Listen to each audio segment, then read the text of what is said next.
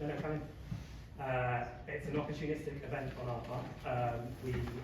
The Orwell Foundation is an independent charity. We arrived at UCL a little over 5 years ago now, and although day to day what we mostly do are public outreach events, so we run prizes for political writing, we have a youth programme, and we have recently an Orwell festival which takes place partly here at UCL. So we do all that from here, thanks to UCL's support, but we also, when we arrived, wanted to do more to support independent scholarly research on Orwell. That's why we're here at the Institute of Advanced Studies. And one of the reasons why we're here is that the Orwell Archive is here as well. So we are grateful for their support as well.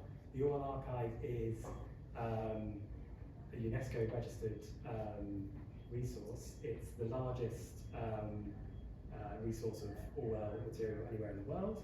A lot of it is being digitised and the whole catalogue is searchable online. So if you look up Orwell Archive on the UCL website, it's, well, I really recommend looking at it whether you're a researcher or an Orwell fan.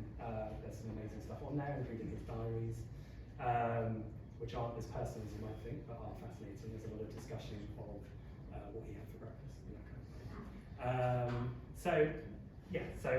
What we're going to do today is we're going to have 2 talks, and I'm going to let them run through, so this is hopefully the last you'll hear of me. In a moment we're going to hear from Dr Nathan Waddell. Nathan is an assistant professor of English literature at the University of Birmingham. He has edited a Cambridge Companion to 1984, and he's now, I know, at work on the Oxford handbook to George Orwell, which is coming out later this year. And he's also working on a creative critical project about Orwell and time for One World, who are a really great publisher who have actually One World won the Orwell Prize in a couple of recent years. So I would definitely look out for that as well. Nathan is going to be talking on Wyndham Lewis and Wyndham Lewis's misreadings of Orwell, and that's in about half an hour. But first, I'm delighted to welcome Dr Débora Tavares to UCL. Dr Débora is completed a master's and a PhD on Orwell at the University of São Paulo, and she's going to talk to us about reading Orwell from the global south.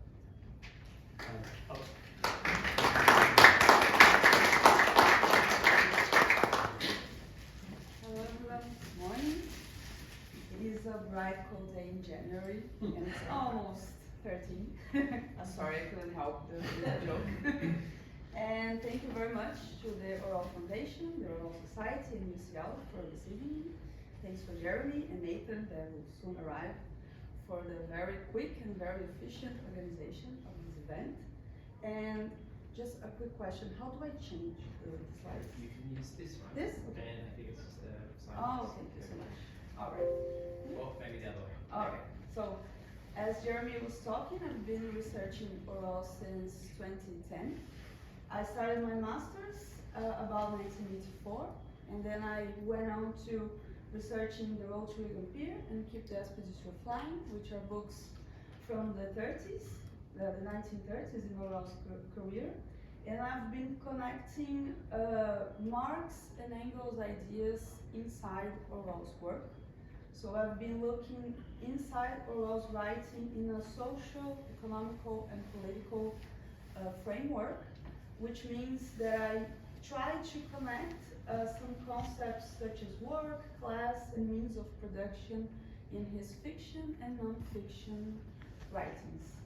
This image that you are seeing here in orange is my PhD thesis that has been published in Portuguese. Unfortunately, I need to translate it to English, which the title will be something like George Orwell's political writing.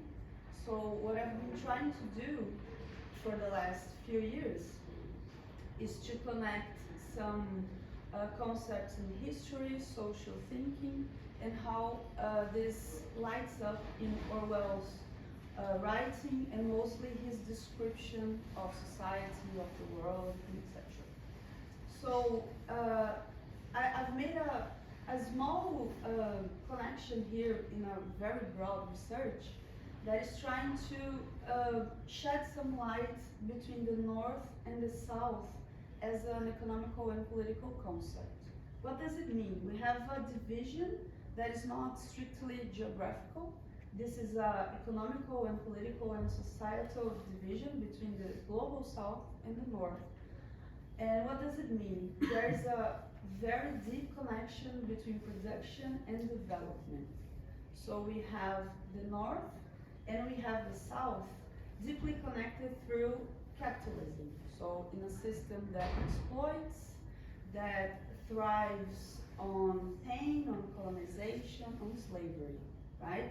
So for me, as a Brazilian researching Orwell, it means that I am in the margins, I am in the South, looking at someone in the North, but Orwell is constantly worried about the forgotten people, the people in the margins. So we can see in a dialectical way how he is in the center, looking at people that have been forgotten by the system. And at the same time, those people that Orwell constantly brings in his work are those that are bringing the system on their backs, literally, right? And we have a very deep and very complex theory in Marxism, which is called the dependency theory, right? In which we can understand in a certain way how the developed and undeveloped countries are connected. And what does it mean? We have a very strong metaphor between the margins, the periphery, and the center, right? So what does it mean in Orwell's work and in Orwell's writings to be in the center, looking at the margins? And what does it mean being in the margins, looking at the center, right? So this is what I'm trying to bring here to be a little bit more clear. We're going to analyze 4 pieces of writings in Orwell to try to see this connection, right? But this is a constant movement where since the beginning of Orwell's career, he is worried and he is in constant trouble about where he belongs, where he is, to which he stands, who are the people that he is fighting with, right? So I think maybe this concept of global South can understand and can help us understand better a little bit of the themes that are so complex throughout his work. And I wanted to bring here a Brazilian thinker, Professor Roberto Schwarz. He's still alive, and he has written an essay which has been translated into English, which is called Misplaced Ideas. This is going to help us to understand a little bit about Orwell. What does it mean? When we look at some ideas from the global North, we are talking about ideology, we are talking about the center of capitalism. And when this ideology is brought to the South, it is out of place, it is misplaced, it's crooked. And this brings a very deep connection with the constant way Orwell is troubled with what he's looking throughout the 1930s, the 1940s. I want to read a little bit of a passage here from Professor Schwarz, in which he is trying to explain this crooked idea, these misplaced ideas that are coming from the North towards the South. Here, he's analyzing 2 Brazilian authors from the 19th century, Machado de Assis and José Alencar. Those 2 authors are from the realism and the naturalistical movements. So they are describing Brazil right after the abolition of slavery. They are describing Brazil in the beginning of the change from the 19th century to the 20th century. And here, he's talking about this movement on trying to adapt on the South some very strong ideas and ideologies from the North. And here's the quote. These authors, Machado de Assis and José Alencar, each in his own way reflect the disparity between the slave society of Brazil and the principles of European liberalism. Shaming some, irritating others who insist on their hypocrisy. These principles, in which neither one nor the other of the opposing parties can recognize Brazil, are the unavoidable frame of reference for everybody. In sum, an ideological comedy is set up, different from the European. Of course, free labor, equality before the law, and more generally, universalism were also an ideology in Europe. But they corresponded to appearances and hid the essential, the exploitation of labor. Among us, the same ideas would be false in a different sense, so to speak, in an original way. So here, I think that Professor Schwartz can help us to unveil what is being hidden ideologically. And I think we can try to connect this metaphor of the margin and the center, and I don't know, it makes a lot of sense to me at least, that Orwell is trying to do that at the same time in the beginning of the 20th century.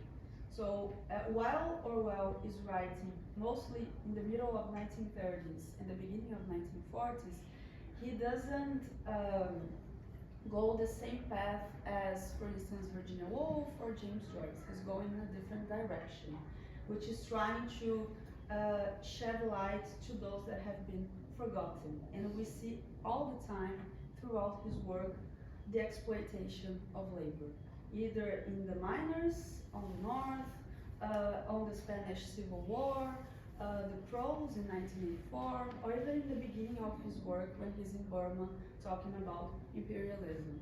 So I think there are a few connections between this idea of looking at the system in a dialectical way. And what does it mean? How this extreme academic and theoretical approach can help us to read Orwell and to try to make a few connections. As many of you may know, Orwell is constantly trying to understand where he is, where he's talking from, who he's talking to. And in the beginning of his work, he's already trying to make a definition of his class position. So he defines himself as being a member of the lower upper middle class, which is very Orwellian to say, right? So we can see that he is an author worried, preoccupied constantly of what is around him and trying to dig up, literally, what has been forgotten on purpose by the system. So constantly throughout his essays, his letters, his novels, his reviews even, we can try to perceive that there's a narrator, there's a voice calling our attention all the time. Look at the common people, look at the margins, look at the forgotten. They are the majority, right? And it is exactly in those places that we are going to find hope, a solution to the system that is crooked. This has been analyzed throughout many authors and many criticals that have been studying Orwell in the last decades, and I want to bring out Raymond Williams, mostly here because he has coined a term that this position, being lower upper middle class, states a double consciousness.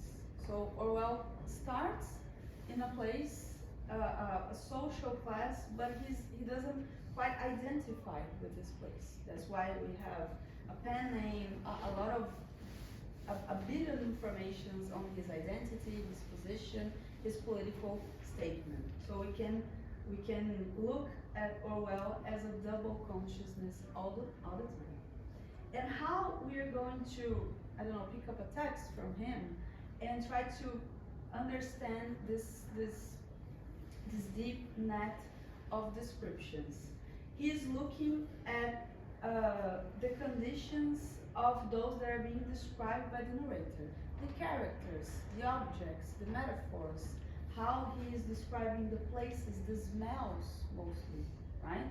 And the way the adjectives, the adverbs that the narrator uses to describe the system is almost like a window opening up to what is around him, right? And I don't know, I wanted to invite you, when you are rereading Orwell, try to connect a few choices that the narrator here does, what he chooses to tell and what he chooses not to tell. This is going to be extremely important. And here, I think we can try to look up in a few excerpts, a few paragraphs from 4 of his works. I wanted to start chronologically, right? A small passage from Shooting an Elephant, which is a small article that he wrote when he was in Burma, right? And he is looking at the margin and the center at the same time.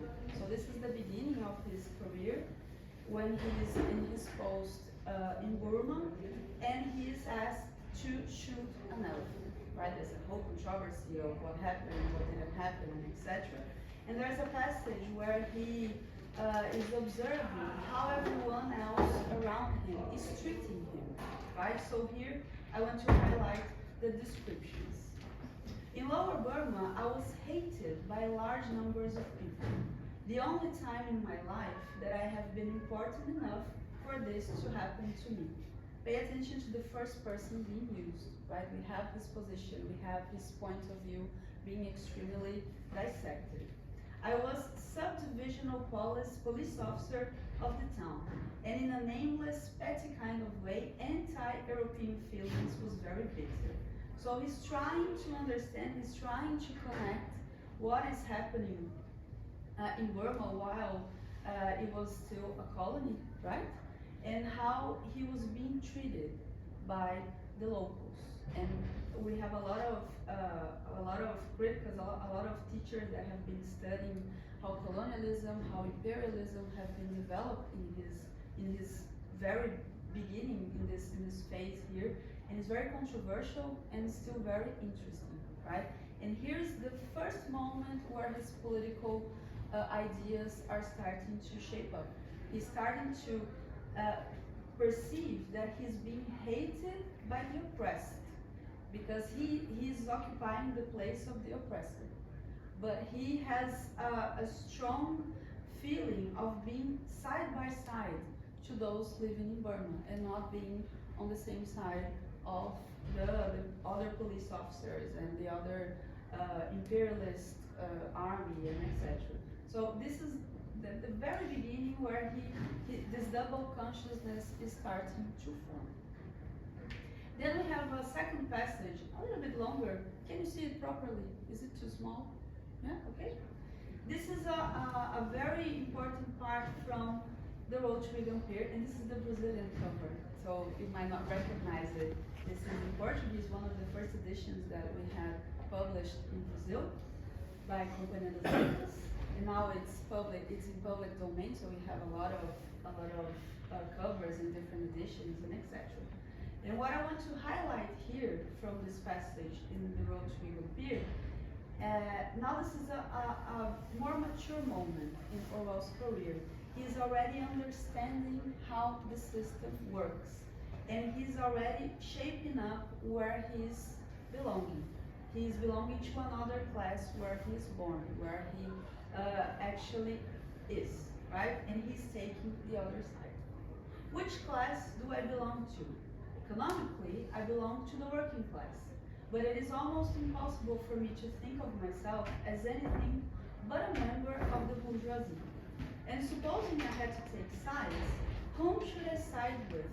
The upper class, which is trying to squeeze me out of existence, or the working class, whose manners are not my manners? It is probable that I personally, in any important issue, would side with the working class.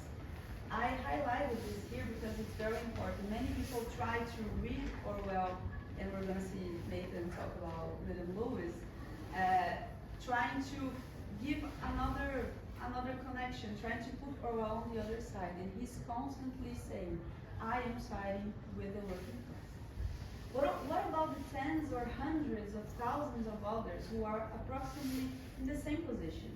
And what about that far larger class, running into millions this time, the office workers and the black-coated employees of all kinds, whose traditions are less definitely middle class, but who would certainly not thank you if you call them proletarians? All of these people have the same interests and the same enemies as the working class. All are being robbed and bullied by the same system. Yet, how many of them realize it? When the pinch came, nearly all of them would side with their oppressors and against those who ought to be their allies. It is quite easy to imagine a middle class crushed down to the worst depths of poverty and still remaining bitterly anti-working class in sentiment. This being, of course, a ready-made fascist party. This is a text from 1937, right? So we saw in history what unfolded a few years later.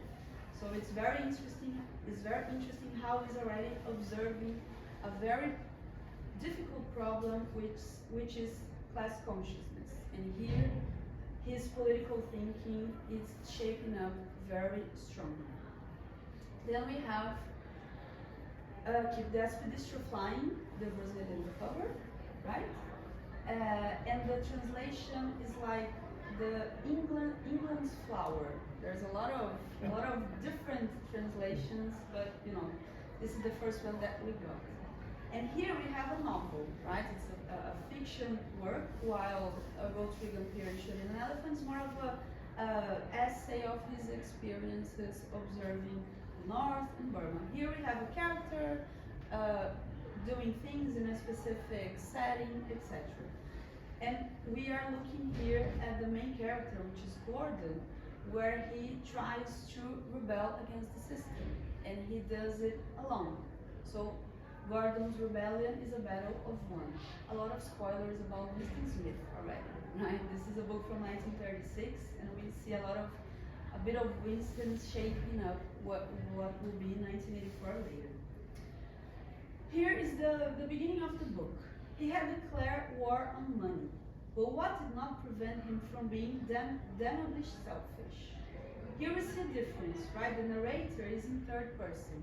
He declared, while in the other two we see the first person, which is a little bit closer to Orwell's point of view. Of course, he dreaded this business of going to work. What boy wouldn't dread it? They seem to want to see every young man in England nailed down in the coffin of a good job. But he grasped now what was the matter with them. It was not merely the lack of money. It was rather that having no money, they still lived mentally in the money world. The world in which money is virtue and poverty is crime. A little bit of double think already shaping up, right? It was not poverty, but the down-dragging of respectable poverty that had done for them. They had accepted the money code, and by that code, they were failures. Do you see that now the voice shifted from the third person to the third person singular to the third person plural? He declared war on money. They had accepted the money code, so Gordon is inside a whole class that is doing the same movement. They had never had the sense to lash out and just leave, money or no money, as the lower classes do. How right the lower classes are. Hats off to the factory lad who, with 4 pence in the world, puts his girl in a family way. At least he's got blood and not money in his veins. And now it's important here, another shift in language, because Gordon he is part of a larger group, he and they, but we see a difference from the middle to the lower class. So just by analyzing the pronouns, we can understand that Gordon doesn't see himself as a member, as part of the working class. He doesn't have the decency, he doesn't have the manners of the working class, of the good blood and of money, right? And finally, we arrive in 1984. This is a new edition that has been released in Brazil, now with the public domain. This is an edition that I wrote post-fest, and in which there are a few videos and lessons inside the book that I have recorded. So, I don't know, there have been like 80 or 90 different editions of 1984 so far. So, it has been quite a journey. And here we have the last book, right? 1984 is his last book, and we see a lot of the maturity that he is developing these issues of class consciousness, or what to do when we look at a system that doesn't work. And we are looking at a main character, which is Winston Smith, trying to break the system from within. So there's a lot of similarities between Gordon and Winston here. And we have a very complicated relation between Winston and the prose in 1984.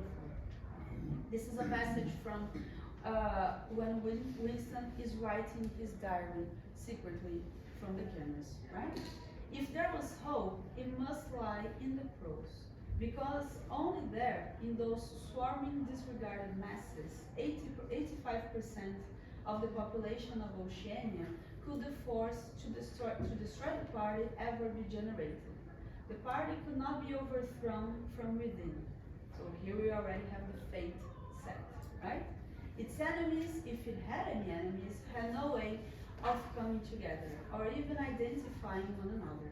Even if the legendary brotherhood existed, as just possibly it might, it was inconceivable that its members could ever assemble in larger numbers than twos and threes. Rebellion meant a look in the eyes, an inflection of the voice, at the most, an occasional whispered word. But the pros, if only they could somehow become conscious of their own strength, would have no need to conspire. And again, when we look at the pronouns, we understand that Winston doesn't see himself as part of the pros, if they could understand, not if we could understand it, right? There's a class distinction very, very clear here. They needed only to rise up and shake themselves like a horse shaking off flies. If they choose, they could blow the party to pieces tomorrow morning. Surely sooner or later it must occur to them to do it, and yet, so we have this constant feeling if the rebellion, if a revolution is coming, but it never comes, right? In a system that is so violent, full of oppression, so totalitarian that it crushes every single drop of hope. And this is intentional, right? This is a very deep connection and satire of how totalitarianism and how the context, the historical context from the end of the 1930s and the beginning of the 1940s was shaping up, right? So just by looking at the language and how Orwell is making these connections and how he's setting those characters, those images, and most of all, the layers of languages, of points of view, can maybe it can make us think about our own condition, how our system is still working, and why is it still this way, right? And then finally, right, after bringing all those puzzle pieces together, we can see how Orwell's legacy can make us reflect about his period, right, and our own moment today.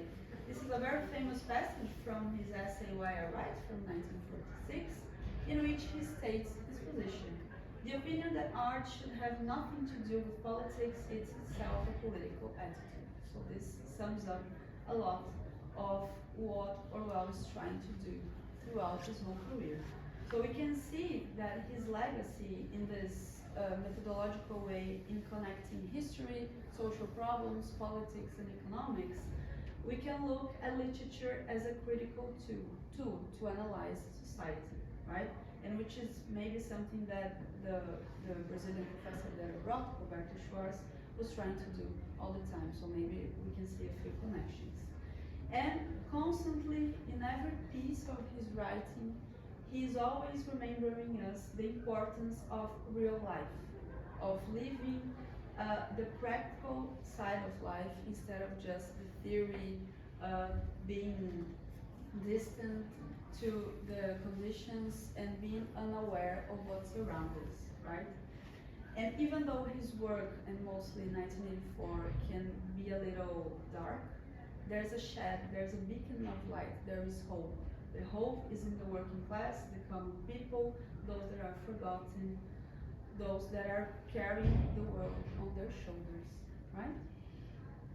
Thank you very much. And I'm here to talk with you if you want me to go back and we can look more a bit on the text. And I want to invite you to look at, since I have finished my PhD, I have created a small initiative to teaching courses online. Unfortunately, it's in Portuguese, I have to put it in English anyways, but it's called Livre Literatura, which is like literature that is free, right?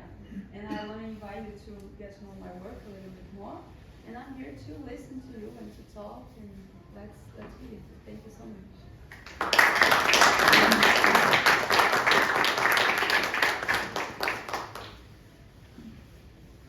Thank you very much. I think we have got 5 or 10 minutes for questions. So yeah, I mean, I wonder if I can ask the first one. Yeah, which is sure. all these editions of 1984 coming out in Brazil, and obviously, as you say, copyright expired in 2020.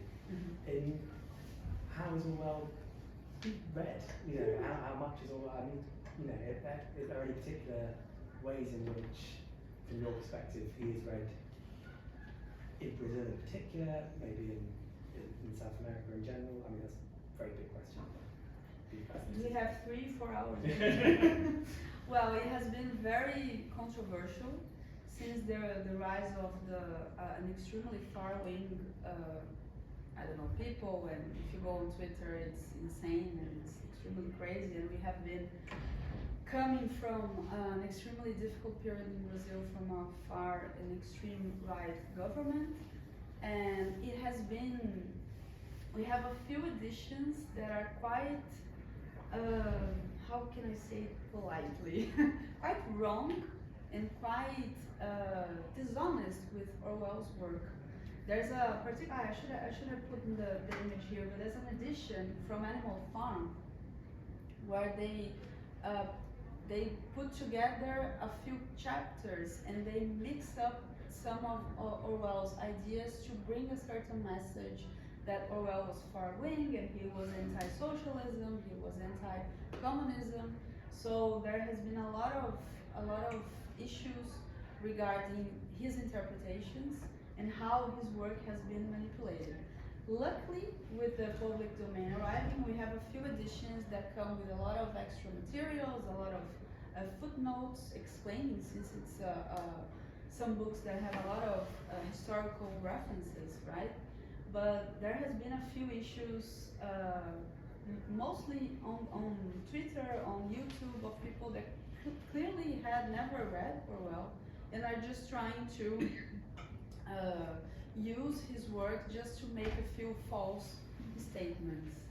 So yeah, for us that have been studying him for a long time, it has been quite difficult to come back to the text, because when we look at his text, he's stating his position. It is clearly a writer that has a side, right? And in Brazil, this has been a little bit difficult. Not a lot for 1984, but for Animal Farm had a specific problem, because the translation of Animal Farm arrived in Brazil during a dictatorship in the 60s, and the translation was financed by the CIA, right? And we have a few terms that were translated in Portuguese that bring up a lot of this tension, mainly due to slavery. For instance, when we have the narrator describing the farmhouse in Animal Farm, and I forgot the name, where the animals are holding their reunions and etc. In Portuguese, the farmhouse was translated as the main house of a plantation, and the place where the animals are reuniting are called, how do I say the name? Caio, can you help me? The name? Translation. Senzala? Senzala, yes. How do I say Senzala? There's slaves' quarter house. The slaves' quarter house. This is my husband. There has never been a mention of slavery in Animal Farm. And the translator, being funded by the CIA with a clear anti-communist intention for ages, for more than 40 years, the only reference that we had for the translation, mainly for people who don't know English, there's a clear message of slavery and of an anti-communist message in the title.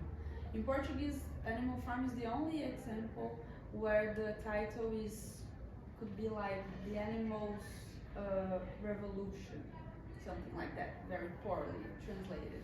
So this doesn't help at all his legacy, and we have a lot of people that start reading his work from Animal Farm, and then they arrive in 1984 with already a mindset already framed. So it has been a lot of trouble as an academic, as a teacher, constantly going back to the text and look, he's not saying that at all. There's a whole problem in the cultural industries, in political fights and fake news and etc. So it has been very, very complicated, but not a lot of 1984, mostly with Animal Farm.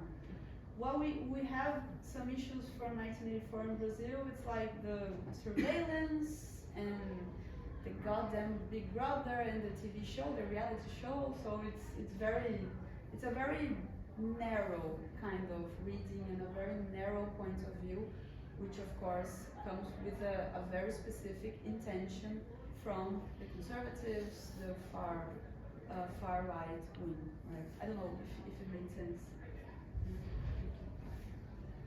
What else? Thank you very much. That was very interesting. I heard you say in your answer there that you said very clearly when you read his text, he's stating his position, which is certainly true of the essays, but it's less true of the fiction, isn't it? And that occurred to me when I was looking at the extract from Keep the Aspidistra Flying. Let me go back to it. Yeah. Such an interesting piece. Yeah. And what struck me looking at it is how extraordinarily confused it is, and what a bad piece of political analysis it is. And this leads, I'm not accusing Orwell of being bad at political analysis, but it leads me to this question that I still don't know how to answer, that is, what the hell are we supposed to think about Gordon Comstock? Yes. First of all, of course, he's not a political figure.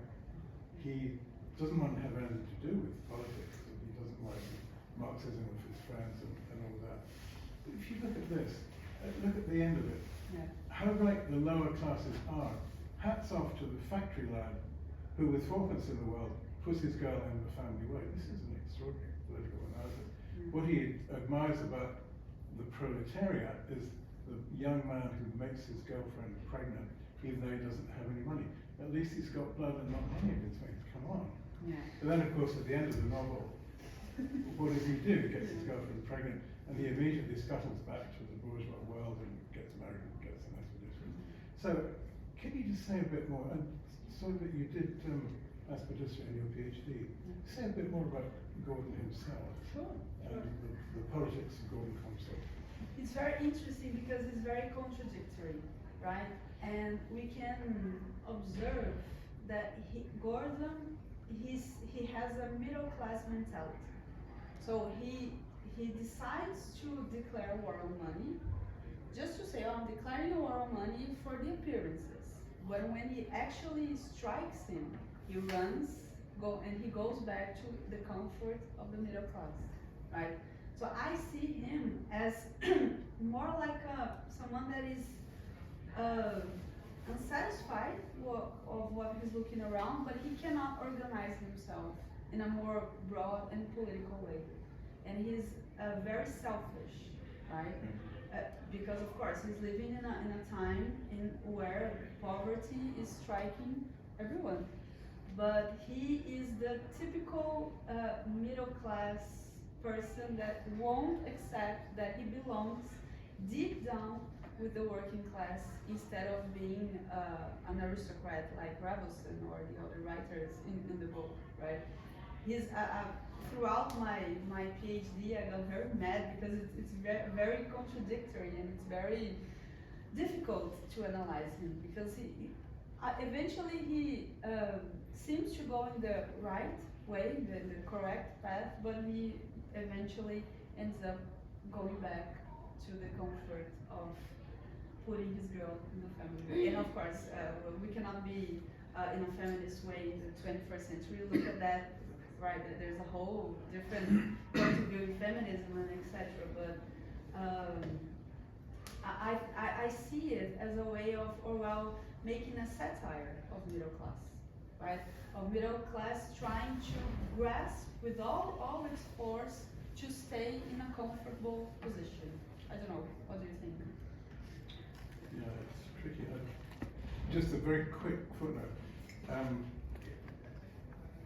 You could, instead of Keep the Aspidistra Flying, you could entitle this A Portrait of the Artist as a Young Man, right? For sure. And so Joyce's novel is at the back of this, I think. And there's always been uncertainty about the extent to which Joyce's hero, Stephen Dedalus, is being ironized, is being laughed at by his author. And I think in the early critics thought not at all. But more recently, it's been the understanding that actually he's up to a point a figure of fun for Joyce. And I guess something of the same here, perhaps. For sure. There are a lot of connections of what does it mean to be a writer in this time, and what is a writer can do with his writings, right? Depending on the time and depending on the events of their time, right? Thank you so much. Yes. It's fascinating what you're saying about the translation of Apple Farm. Yeah. Is that the Brazilian translation, or do you know what the situation is or was with translations across the rest of the Lucifer world? Were there the same, or were there sort of versions going across between Brazil, Portugal, and the rest, or? No, this is specific for Brazil because during we had a dictatorship throughout the 1964 until 1985 in Brazil, right? And there was an institute that was collecting a few movies and a few books to translate, and we don't see that in Portugal.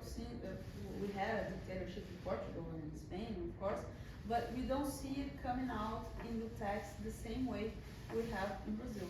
For instance, in Spanish, we have Rebelión de la Granja, right? So the rebellion in the farm.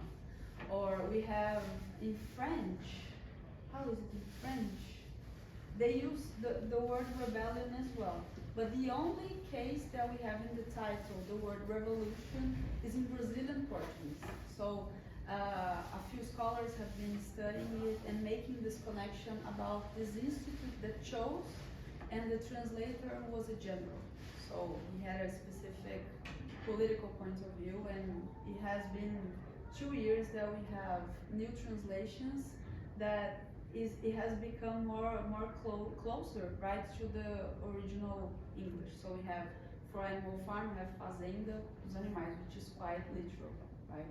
But this is it's a very Brazilian thing in which we are trying to be close to some ideas, but when it arrives in the Brazilian context, it's crooked. I don't know if it makes sense. Yeah, thank you. Yes.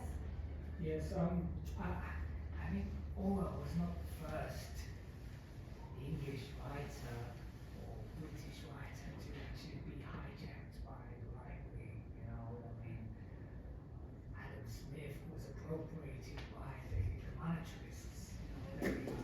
They proposed the poll tax, you know. What the poll tax mean?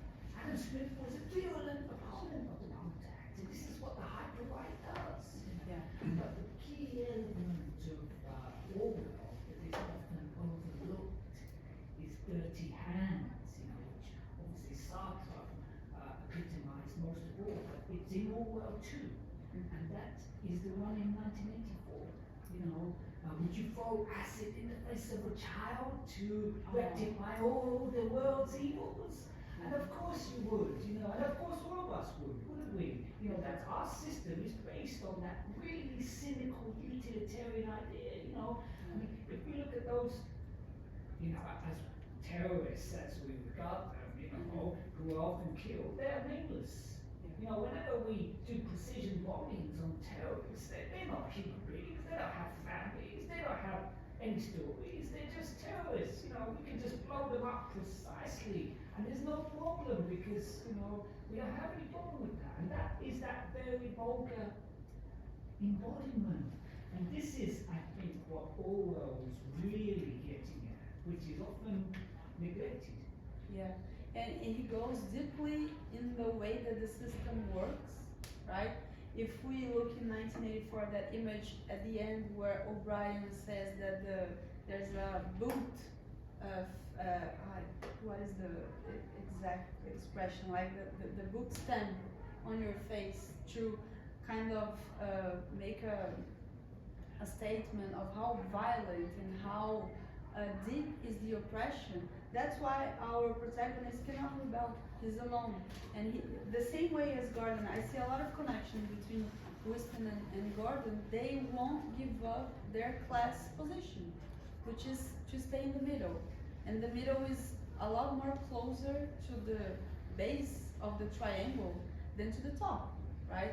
And giving up these privileges will cost him a lot. He won't be able to live in the apartment that he lives. He won't be able to get access to a little bit of food, a little bit of some things that will make him a little bit different than the pros. But in a social and economical way, we're all the same, right?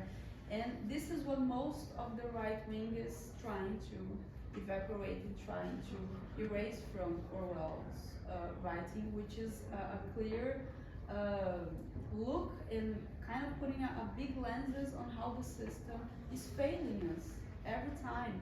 And cycle by cycle, crisis after crisis, we see different developments of this situation, right? What do you think? Does it make sense? Yeah? Thank you. Very much. I think we might have some more time for some extra questions at the end. I think. Yeah, thank you very much.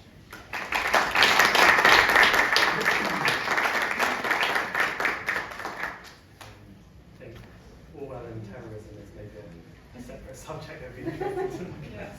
I'm not sure necessarily whether, picking up on what Douglas said about irony, I'm not sure whether Orwell is entirely, it'd be interesting to think about whether Orwell is entirely in favour of throwing acid in the face of babies and waste this passage. I'm delighted to welcome Nathan, who is with us. Right next door. Brilliant. Thank you. I'm so sorry for being late. I'm so sorry for missing Oh, you. okay. No, to quote the late David Bradshaw, it all fell apart at Reading. So, you know, there we go. However, I am going to set a timer because I don't want to go. I don't want to go any over a lot of time. Yes, sorry, I was just muttering to my phone as I said. Sorry, I will project and enunciate. Thank you for coming. This is less an argument and more the alerting of a connection, which is occupying my mind a great deal and is worming its way into a book that's meant to be on Lewis, but is ending up turning into a book on Orwell. Just because there's so much to make of the connection, in some ways a slight connection, in others a bit more substantial.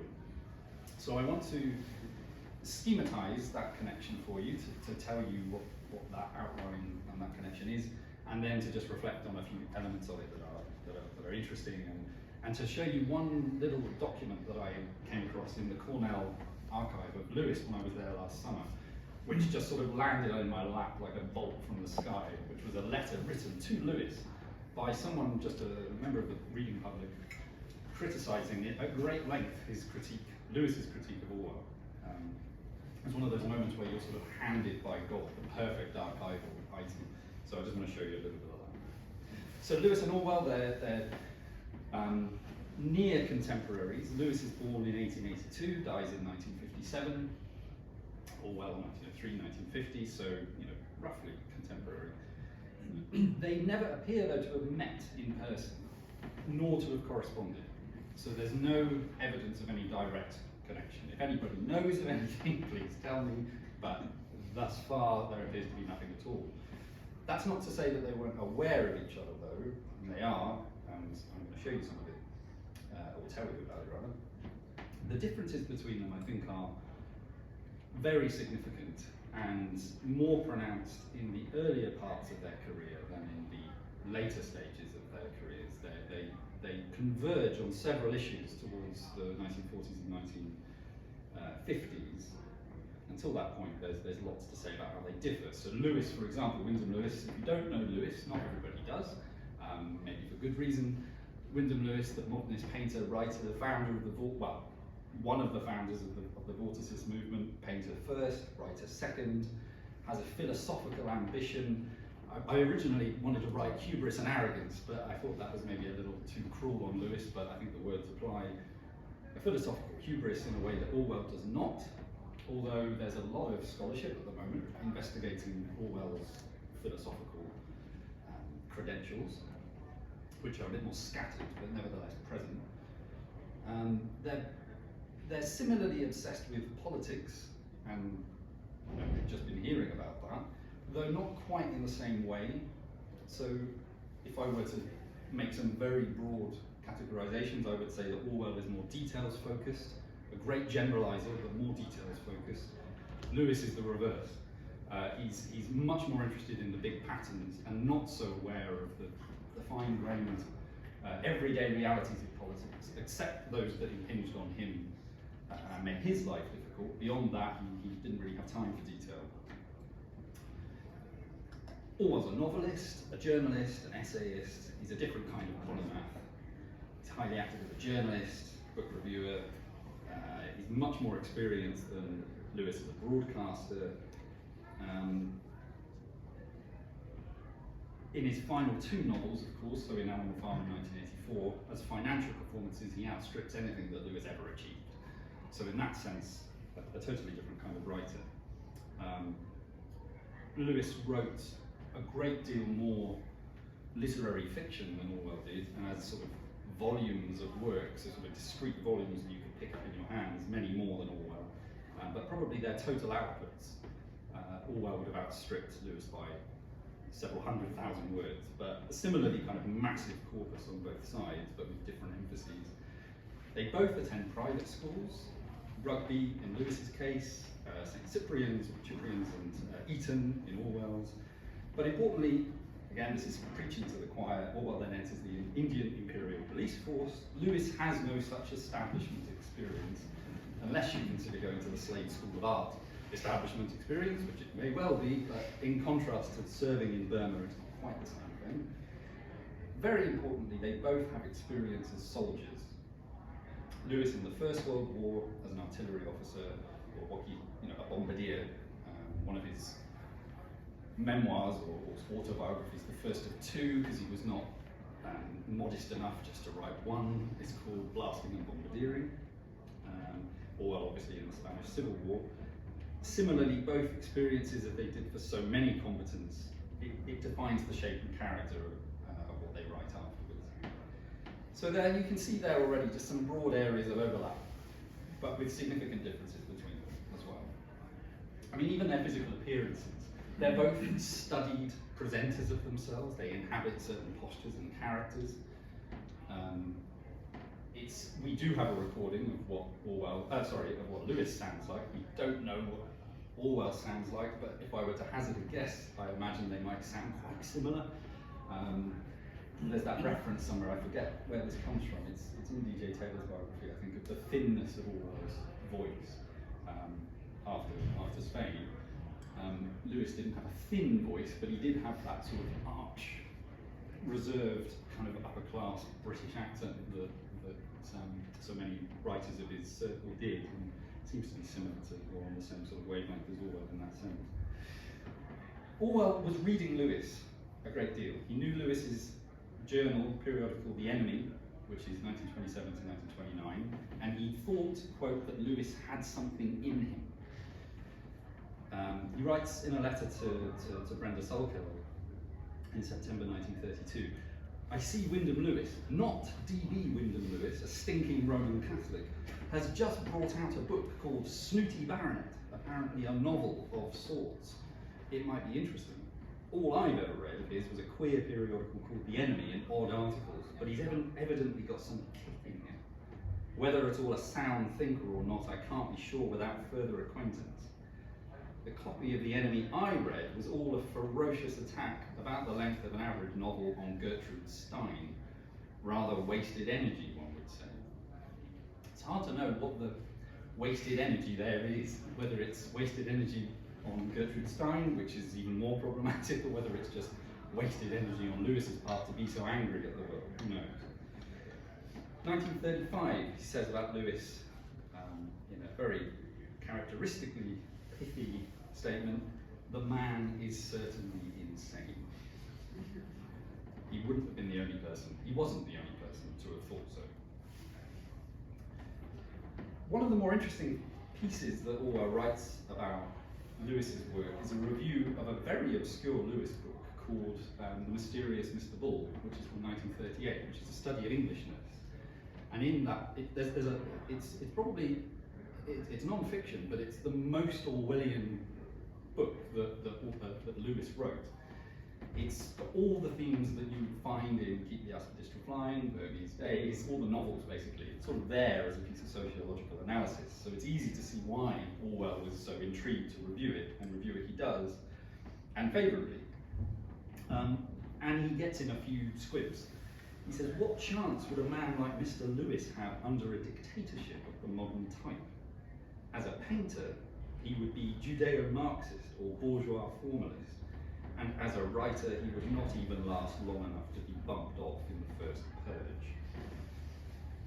One of the interesting resonances of that for me is that Lewis, if you know anything about Lewis, you're likely to know that he comes out in a qualified way for authoritarian politics in the late 20s and early 30s, and one of the things that he goes to great lengths to establish in his book, The Art of Being Ruled, is how someone like him, Lewis, as an artist, would have a place in tyranny, in dictatorship, even that sort of privileged position or a sinecure or something.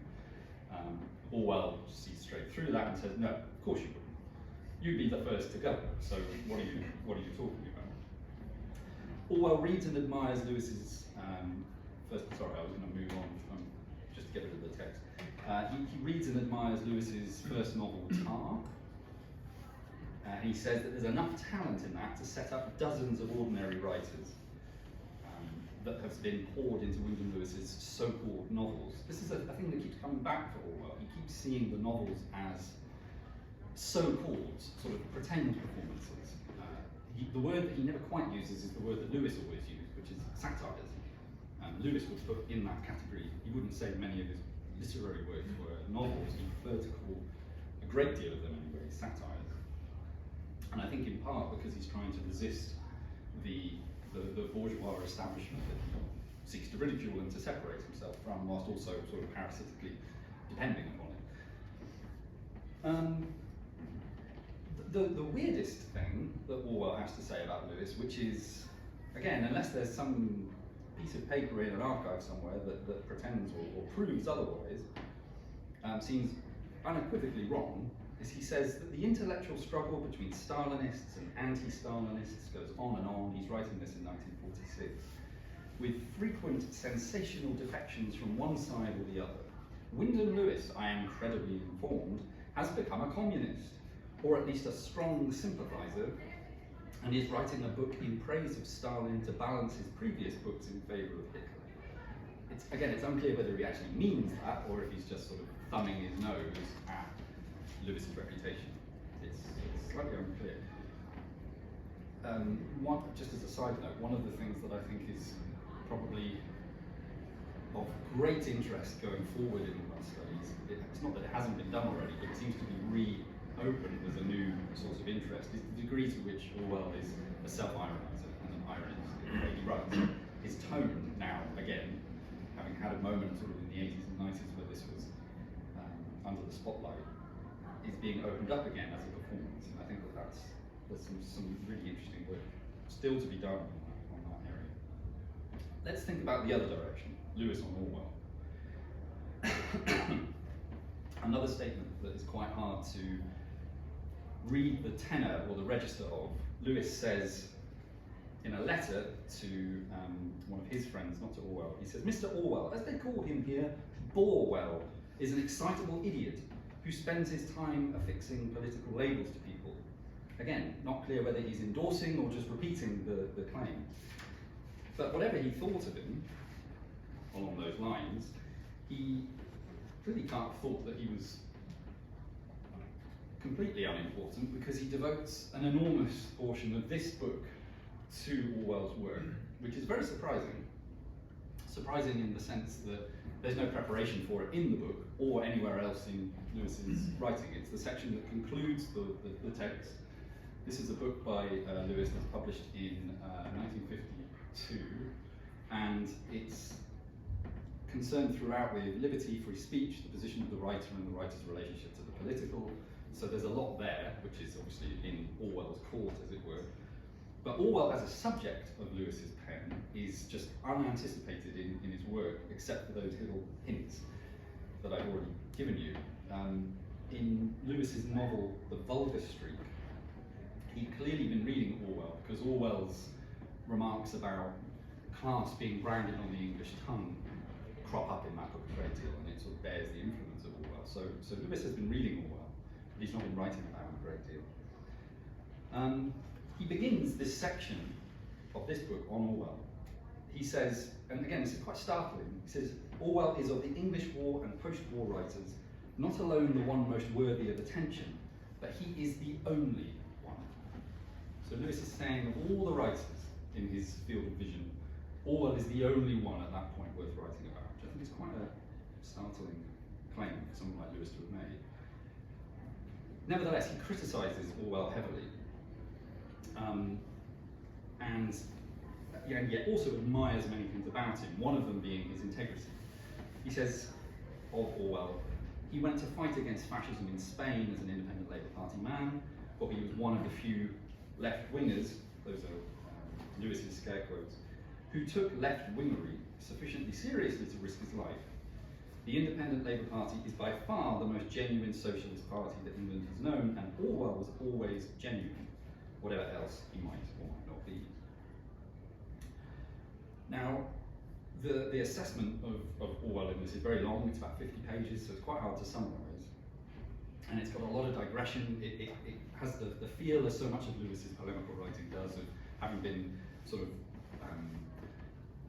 thrown off in an afternoon. So it's not the most kind of ordered or watertight analysis, but broadly speaking, Lewis criticises Orwell's approach to character in his novels, and he is particularly damning of the autobiographical dimension of Orwell's writing.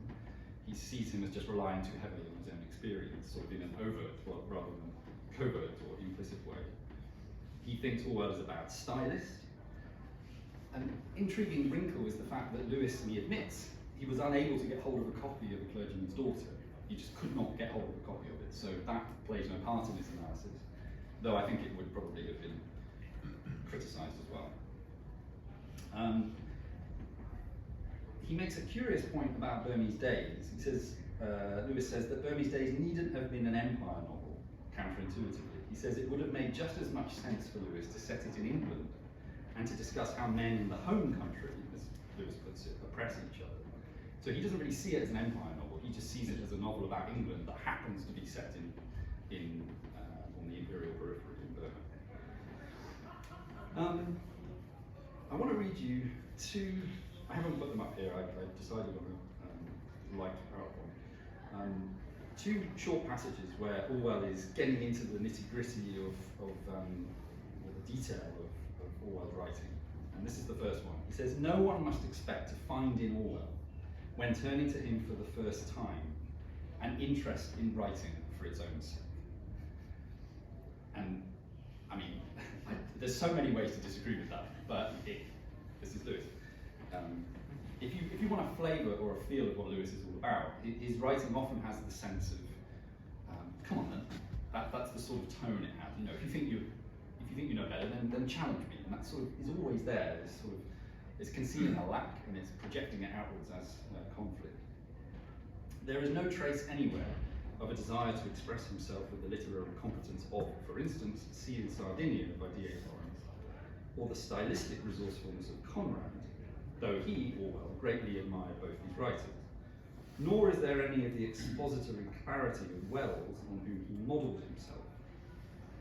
Orwell's Burmese Days is a very rough and ready piece of work, beside a passage to India. Types interest him, Orwell, more than individuals. The plot is everything, the individual nothing. This is not because of a preference for classical procedure, however, it is because character only held a feeble interest for him. So that's just one little slice. Here's another one. And he's now talking about 1984. He says just before this section, the last two sections of this text are concerned with Animal Farm in 1984. And if I remember it rightly, I do have it in my bag, but the bit on Animal Farm begins with, in 1945, Orwell's ambitions were finally realised. He wrote a good book. And you know, Lewis is sort of breathing a sigh of relief on his own part as much as for what he assumes his readers might share as an opinion. But anyway, he says about 1984 that it's Wellesian in form, Wellesian in the style of its writing, Wellesian in the colourlessness and anonymity of the personae. There is in fact very little drama in consequence of the extremely unelectrical quality of the human material. O'Brien, one of the two principal figures, is an uninteresting businessman. If all the other humans in Orwell's novels had not been of so uniformly devitalised and colourless a type, one would have assumed that in 1984 the human element had been keyed down to show off the inhuman inquisitorial machinery to best advantage. I'll just read that last sentence again.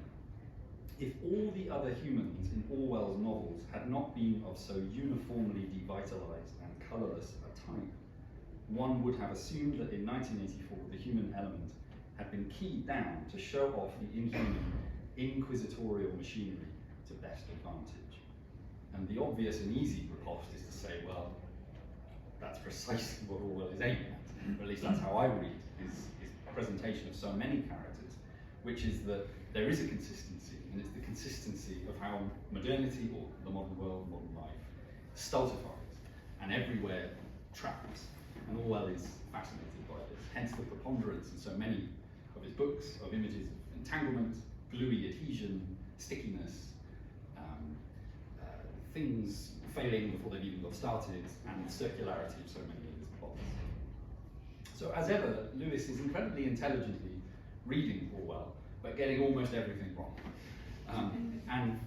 And it's the same pattern in his accounts of Stein, Joyce, Woolf, Faulkner, Eliot, Hemingway, Henry James, it goes on and on and on. Every single time it's the same thing, so much so that you wonder whether he's purposefully doing it as part of this strategy, as I say, to generate productive conflict. That may be too sympathetic a reading of Lewis, but he was too intelligent, I think, to not know how he was perverting the material that he was engaging with. That seems to me just unlikely. So it may have just been a silly strategy on his part. I am technically at the end of my time, but I just want to show you very quickly, in 2 minutes, this letter, which is from a correspondent called N.W. Freer, F-R-E-E-R, who I've been unable to identify. I don't know who it is, although I did look up their house on Tamsa Road in Hampstead, which was sold in 1999 for £500,000 and was bought last year for 2.7 million. So anyway, that gives some window into something. I'm not sure what. You can make your own minds up. Anyway, I'll read you the opening paragraph and then mention one more thing and then I'll stop. Dear Mr. Lewis, I have just read the last part of your book, The Writer and the Absolute, which deals with George Orwell and his works. Although I found your analysis interesting, I considered it rather perplexing. I should like to warn you at the beginning of my letter that I am an Orwell fan, so watch out for my bias. And it carries on. The letter begins very humbly and reservedly and sort of modestly, and builds to a crescendo of rejection of Lewis, and points out very clearly and point by point how he is misunderstanding what Orwell is doing. So the question really to ask, that I haven't answered in the paper, is why? And it was suggested in my in the blurb for this talk, which is that I think the reason Lewis is so keen to reject Orwell is that everything Lewis finds to critique in him can be applied to his own work. So the unelectrical quality of his characters is a common criticism of Lewis's approach to fictional character. I also don't think that that's particularly justifying, but the prevalence of the robotic self in Lewis, and that Lewis sees in Orwell, is an identity, not a difference, and that I think is coming through in Lewis's critique of Orwell as a sort of coded trauma. I've yet to fully work out the larger implications of that. I'm just working it out at the moment. Closing anecdote. Freer rejects the interesting idea that Lewis makes that a German Orwell would have been a member of the SS. Thank you.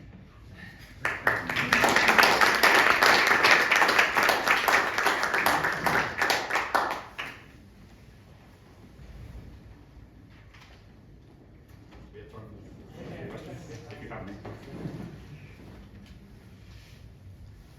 This is a yield date on that. It's, not there. It's, I think the date is not on the letter, it's on the file, the little folder that it's in. I think, if my memory serves me, that it's from the same year, so 1952. But yeah, beyond that, before I abandoned Twitter, I asked Twitter if anybody knew an M.W. Freer. Nobody came up with a name. Nathan, I was just going to say that Mike Freer is the MP for Golders Green and Bristol Hampstead, and Golders Green.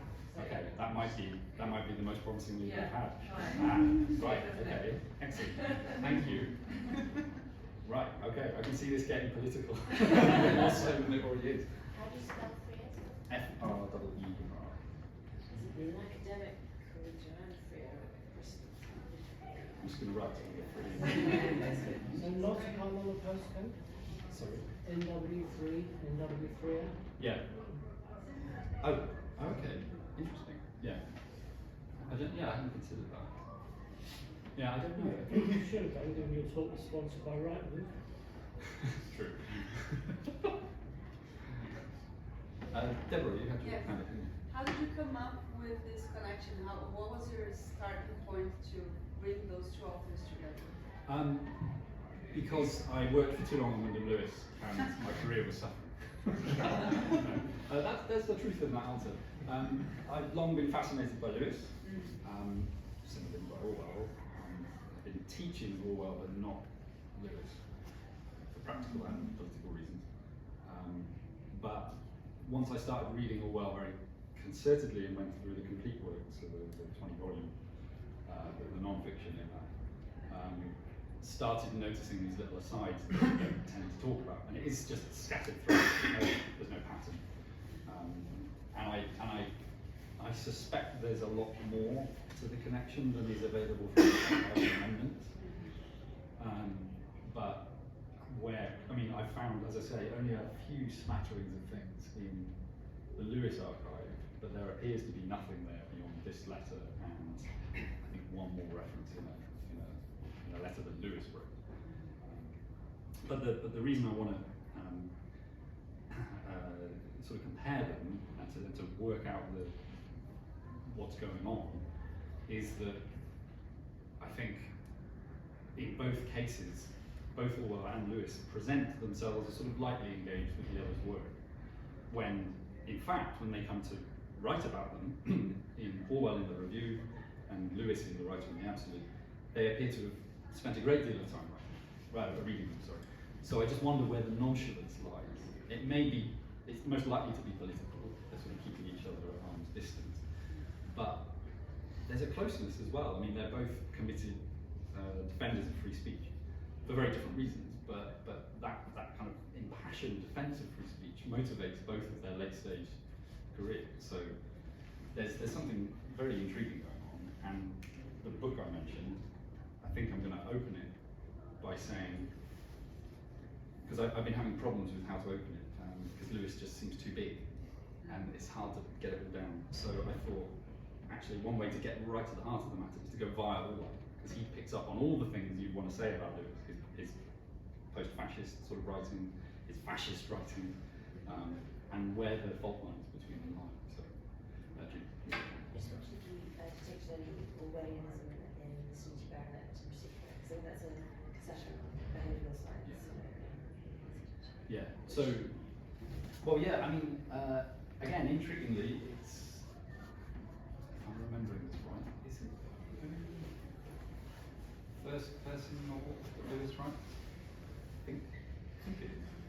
It's definitely, and coming up for air is the one obviously for Orwell. There's a lot of comparison there. There's a lot of kind of connection. It doesn't always work, but every time Orwell mentions snooty or baronet, I've just sort of gone, it's not snooty baronet, but it kind of has to, I have to sort of do it for my own sense of completion.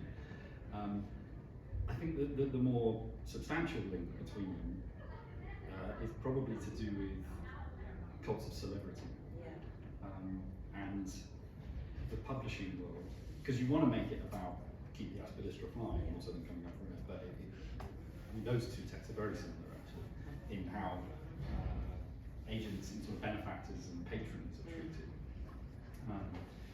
But there's I don't know whether there's a greater viciousness in Orwell than in Lewis, or vice versa, but you know, the portrayal of Ravelston, for instance, and the seething kind of irritation with him that Gordon has, you can see lots of parallels with Snooty Baronet and Michael Callan and his agent Pump, with the chin that kind of occupies the desk and then he can't move because the chin is not able to get past it. So there's a lot there, but it's just a bit more, it's nastier.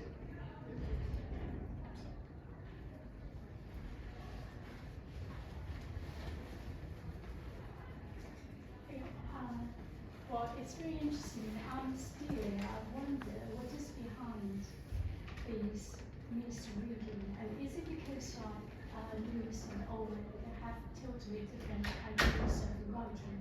Like for Orwell, which is quite obvious in his literary works, you could see this political consciousness, social consciousness. While for Lewis, who is rarely read in China, while always totally different. Most of his works have been translated into Chinese, and each year we have a lot of undergraduate students doing his dissertation. So I just searched about Lewis information. I found he is very well known for his Romanticism, modern art movement, and we as Pond. So to me, intuitively, I feel like these writers, Orwell and Lewis, they hold totally different ideas of literary creation. And so, what is behind these misreading? It might be because, in Orwell's Wigan Pier, he's very critical of the steam engine, the industrialization, while modern art movement is kind of a result of technological development. So I think these latest archives, they could constitute a starting point of making a comparison between these two writers. But what is behind this comparison, and what kind of unique contribution these two writers make to the literary world. I think that might. Can you elaborate more about it? Yeah. So if I'm right in understanding, you wanting to know about why it is that the misreading occurs, given the differences in their politics, or maybe it's really not about misreading. It's just because Lewis' idea of writing is different from all. Yeah, sure. Yeah. I mean, the pattern with Lewis's reading of other writers is that he makes their work into what he wants it to be. So Joyce is a writer of filth. Woolf is, and I stress this as Lewis's reading, not mine, but he says it's effeminate writing, and therefore it gives you a sense of a sort of pristineness that he wants to reject from art. But all he's doing really, and he kind of admits it in various ways through caveats, is that he's just selecting what he wants. So Orwell, when Lewis is reading Orwell is too enamoured with his own autobiography. He's aiming in his earlier work for, as Lewis sees it, for some sense of trying to use the novel to achieve social justice. He calls him the honest snob. Lewis calls Orwell the honest snob, and he says that he goes about criticising snobbery snobbishly. Well, that's a very hard sentence to say. Criticises snobbery snobbishly. And so I think he's again registering something to do with himself. Hi, it's 2 o'clock. Right, I'm not in charge. I should have stopped. Sorry. But that's the beginning of an answer. Thank you. Apologies. Thank you very much.